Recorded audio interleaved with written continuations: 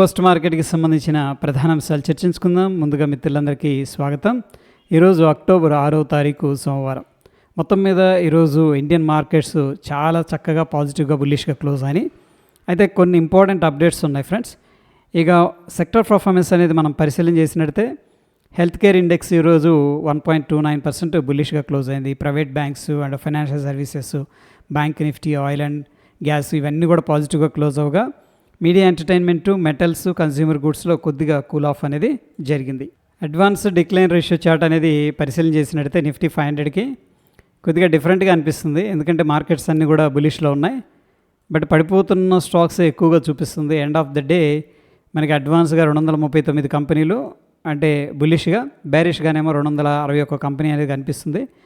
Nifty 50 వచ్చేసరికి బులిష్గానే ఉన్నాయి చాలా కంపెనీలు, అండ్ ఫ్యూచర్ అండ్ ఆప్షన్స్ అనేది మనం తీసుకున్నట్టయితే కూడా బులిష్గానే ఉన్నాయి. ఎనీహౌ నిఫ్టీ 500లో కొన్ని కంపెనీలు మాత్రమే బాగా బులిష్గా ఉన్నాయి, చాలా వాటికి పడిపోవడం జరిగింది.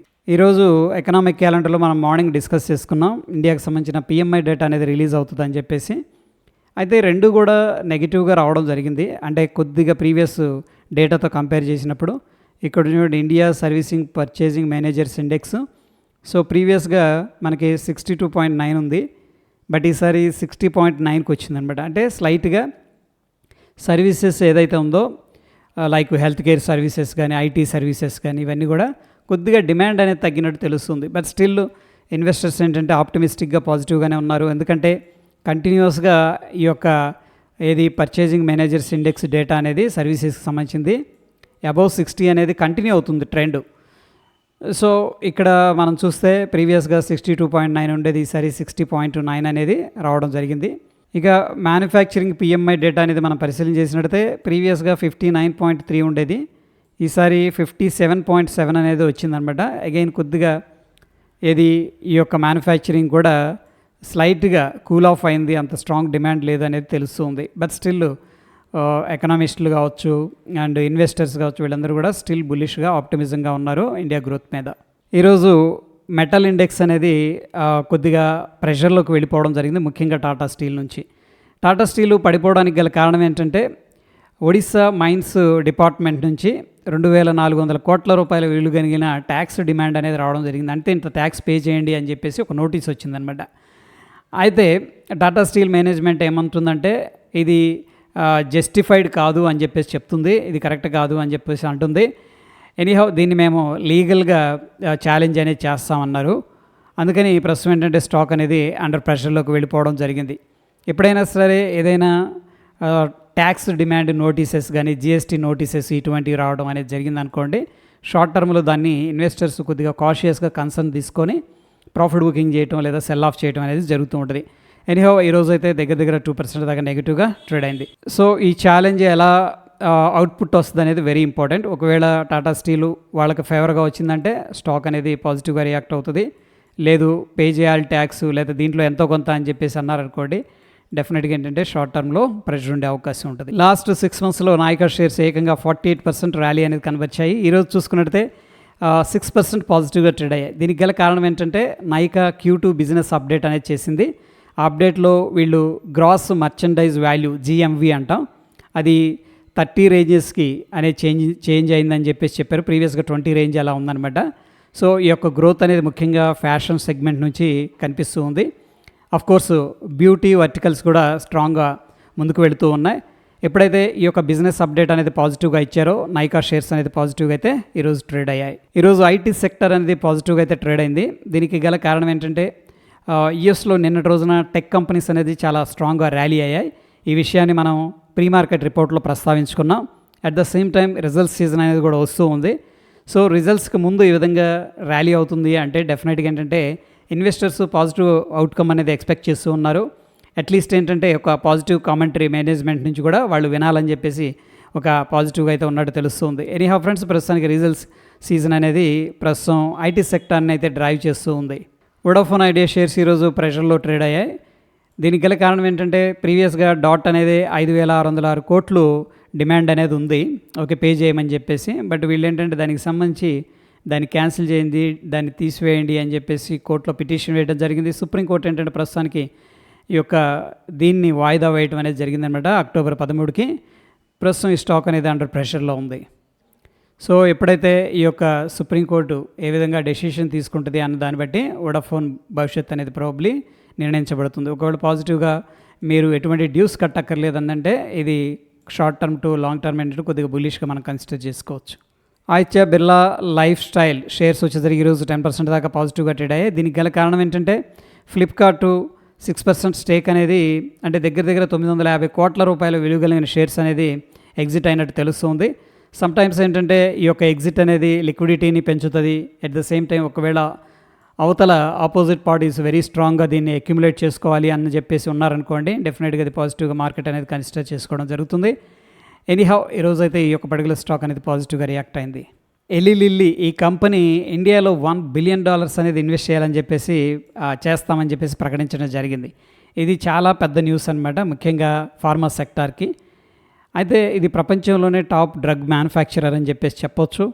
వీళ్ళు ఒబేసిటీ, షుగరు, అల్జీమర్స్, క్యాన్సర్ వంటి వ్యాధుల కోసం మందులనే తయారు చేస్తూ ఉంటారు.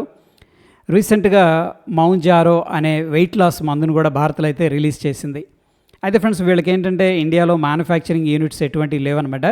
ప్రస్తుతం వీళ్ళు ఇండియన్ కంపెనీస్తో టైఅప్ అయి లోకల్లోనే ప్రొడక్షన్ పెంచే ఆలోచన అయితే ఉన్నారనమాట. సో దీనివల్ల ఏంటంటే డెఫినెట్గా ఫార్మా ఉద్యోగాలు అనేది పెరుగుతాయి. మేక్ ఇన్ ఇండియా ఉద్యమం కూడా చాలా స్ట్రాంగ్గా అవుతుంది. సో ఎనీహౌ ఇండియా ఫార్మా సెక్టార్కి ఇది ఒక మంచి న్యూస్ అని చెప్పేసి చెప్పుకోవచ్చు. సీగల్ ఇండియా షేర్స్ ఈరోజు 2% దాకా పాజిటివ్గా ట్రేడ్ అయ్యాయి. ఎందుకంటే వీళ్ళకి 1309 కోట్ల విలువ కలిగిన ఆర్డర్ అనేది మహారాష్ట్ర స్టేట్ ఎలక్ట్రిసిటీకి డిస్ట్రిబ్యూషన్ నుంచి రావడం అనేది జరిగింది. సో దీనివల్ల స్టాక్ పాజిటివ్గా రియాక్ట్ అయింది. రుక్మణి దేవి గార్గ్ ఆగ్రో ఇంపెక్స్ షేర్స్ ఈరోజు 20% డిస్కౌంట్లో ఐపీఓ అనేది లిస్ట్ అయిందనమాట. సో ఇది ఎస్ఎంఈ కేటగిరీకి సంబంధించింది. జనరల్గా ఎస్ఎంఈ కేటగిరీలో లిస్ట్ అయినవన్నీ కూడా ఒక్కొక్కసారి 90% రిటర్న్ కూడా జనరేట్ చేస్తూ ఉంటాయి. బట్ ఎనీహౌ ఈ స్టాకు 20% నెగిటివ్ రిటర్న్స్ ఇచ్చింది లిస్టింగ్ డే అని చెప్పేసి చెప్పుకోవచ్చు. మానస్ పాలిమర్స్ ఎనర్జీ ఈ షేర్స్ వచ్చేసరికి ఈరోజు ఏకంగా 90% ప్రీమియంతో ఐపీఓ అనేది లిస్టింగ్ అనేది జరిగిందనమాట. సో ఒకటేమో 20% మైనస్లో రిజల్ట్స్ అనేది ఇచ్చింది, ఇదేమో 90% ప్రీమియంతో, అంటే 1 లక్ష ఇన్వెస్ట్ చేసిన వాళ్ళకి 90,000 ప్రాఫిట్ అనమాట. సో ఎనీహౌ ఇది పాజిటివ్గా అయితే మనం కన్సిడర్ చేసుకోవచ్చు. ఇక నిఫ్టీ ఈరోజు 25,077 దగ్గర క్లోజ్ అయింది. 0.7% బులిష్గా ఉంది. మొత్తం మీద పుట్ కాల్ రేషియో అనేది అబ్జర్వ్ చేసినట్టయితే 1.52 అనేది చూపిస్తూ ఉంది. అంటే 1 కంటే ఎక్కువగా ఉందంటే చాలామంది పుట్స్ అయితే సెల్ చేసినట్టు తెలుస్తుంది.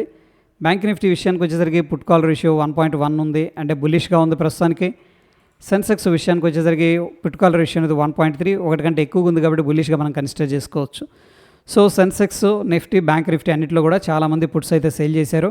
ప్రాబబ్లీ ఒక గ్యాప్ అప్ ఇట్లాంటిది ఏదైనా పాజిటివ్ మొమెంటం అనేది ఎక్స్పెక్ట్ చేస్తున్నారని చెప్పేసి మనం అర్థం చేసుకోవచ్చు. ఇండియా విక్స్ అనేది పరిశీలన చేసినట్టయితే ఈరోజు 1.32% అనేది పెరిగింది. ప్రస్తుతానికి ఇండియన్ మార్కెట్స్ కొద్దిగా వోల్టైల్గా ఉన్నాయని చెప్పేసి అర్థం చేసుకోవచ్చు. ఇక డాలర్ ఇండెక్స్ విషయానికి వచ్చేసరికి ఈ మధ్య కొద్దిగా బుల్లిష్గా అంటే స్ట్రాంగ్గా ఉండే ప్రయత్నం అయితే చేస్తుంది. Dow Jones industrial average features మనం అబ్జర్వ్ చేస్తే ఈరోజు 87 పాయింట్ పాజిటివ్గా ట్రేడ్ అవుతున్నాయి. నిఫ్టీ విషయానికి వచ్చేసరికి 25,136 ఇమీడియట్గా ఉన్న రెసిస్టెన్స్, 25,016 అనేది ఇమీడియట్గా ఉన్న సపోర్ట్ అయితే కనిపిస్తుంది. ఇక సెన్సెక్స్ విషయానికి వచ్చేసరికి 81,890 ఇమీడియట్గా రెసిస్టెన్స్, 81,523 ఇమీడియట్ సపోర్ట్. బ్యాంక్ నిఫ్టీలో 56,323 immediate resistance and of course ఏంటంటే 55,750 అనేది మనం ఇమీడియట్ సపోర్ట్గా అయితే కన్సిడర్ చేసుకోవచ్చు. ఇక గోల్డ్ ఆల్ టైమ్ హైలో ట్రేడ్ అవుతుంది. ప్రస్తుతానికి 1,17,520 రెసిస్టెన్స్, 1,16,976 ఇమీడియట్ సపోర్ట్. సిల్వర్ కూడా ఆల్ టైమ్ హైలో ట్రేడ్ అవుతుంది. 1,45,885 ఇమీడియట్గా ఉన్న సపోర్టు, 1,48,000 అనేది ఒక రెసిస్టెన్స్గా మనం కన్సిడర్ చేసుకోవచ్చు. ఇక క్రూడ్ ఆయిల్ విషయానికి వచ్చేసరికి ప్రీవియస్గా ఏదైతే సపోర్ట్ ఉందో అక్కడ నుంచి కూడా కొద్దిగా బౌన్స్ అనేది జరుగుతుంది.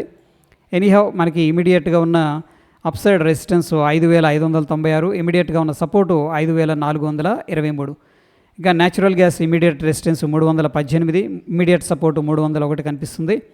ఇక బిట్ కాయిన్ విషయానికి వచ్చేసరికి ప్రీవియస్ రెసిస్టెన్స్ దగ్గర కొద్దిగా స్ట్రగుల్ అవుతుంది. ఎనీహౌ ఇక్కడగానే రెసిస్టెన్స్ అనేది ఫేస్ చేసిందంటే కొద్దిగా పుల్ బ్యాక్ అనేది మనం ఎక్స్పెక్ట్ చేయొచ్చు. సో ఫ్రెండ్స్ ప్రస్తుతం సిచ్యువేషన్లో మనం అబ్జర్వ్ చేసినట్టయితే as per the put call ratio చాలామంది పుట్స్ అయితే సెల్ చేశారు, మార్కెట్ని బుల్లిష్గానే చూస్తూ ఉన్నారు. ఇక అట్ ద సేమ్ టైం ఏంటంటే ఐటీ సెక్టర్ కూడా ఈరోజు బుల్లిష్గానే ట్రేడ్ అయింది. ఎందుకంటే ఈ మధ్యకాలంలో చాలా వాటికి సెల్ ఆఫ్ అనేది జరిగింది. అఫ్కోర్స్ గ్లోబల్ అన్సర్టనిటీస్ దాని మీద కొంత ఇంపాక్ట్ చూపించాయి. ఎనీహౌ ఫెడ్ రేట్ కట్టు డెసిషన్స్ కావచ్చు, నెక్స్ట్ మంచి రిజల్ట్స్ అనౌన్స్ చేస్తామని చెప్పేసి ఇన్వెస్టర్స్ పాజిటివ్గా అయితే ఎదురు చూస్తూ ఉన్నారు. సో ఈ క్వార్టర్ రిజల్ట్స్ అనేది వెరీ వెరీ క్రూషియల్ అనమాట. ఎందుకంటే చాలా హెడ్విండ్స్ మధ్య కంపెనీస్ రిజల్ట్స్ అనేది అనౌన్స్ చేస్తూ ఉన్నాయి. సో ఎక్స్పెక్టేషన్స్ని బీట్ చేసి అంటే అగైన్ మార్కెట్స్ దూసుకు వెళ్ళే అవకాశం పైకి కనిపిస్తూ ఉంది. ఇది పోస్ట్ మార్కెట్కి సంబంధించిన అప్డేట్స్ ఫ్రెండ్స్. ఎటువంటి క్రిటికల్ అప్డేట్స్ ఉన్న టెలిగ్రామ్లో షేర్ చేస్తాను. వీడియో ఇన్ఫర్మేటివ్గా అనిపిస్తే తప్పకుండా లైక్ చేసి మీ యొక్క సపోర్ట్ అనేది తెలియజేయండి. మరొక ఇంట్రెస్టింగ్ ఎపిసోడ్ మళ్ళీ కలుసుకుందాం. Stay tune. ధన్యవాదాలు.